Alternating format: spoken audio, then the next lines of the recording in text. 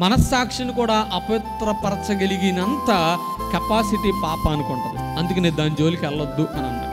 గలతీ పత్రికలో అన్నాడు, మీరు క్రీస్తులో స్వతంత్రులయ్యారు, ఆ పాపం అనేటువంటి దాస్యం అనే కాడి కింద మరలా మీరు చిక్కుకోకండి అన్నాడు. ఎందుకంటే ఎబ్రీ పత్రిక 12:2 అన్నాడు, ఆ పాపము సులువుగా చిక్కులు కడుతుంది. Be careful.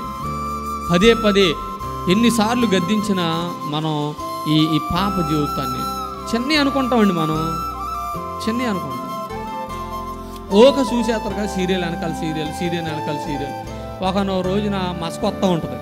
ఏంటి, ఆ టీవీ సరిగ్గా కాపాడదు, ఎంత దూరం నుంచి చూసినా కాపాడుది. కుర్చీ మీరు గమనించండి, కుర్చీ ఎదరికి వెళ్తూ ఉంటుంది, లేదా టీవీ అని ఎదరికి రావాలి.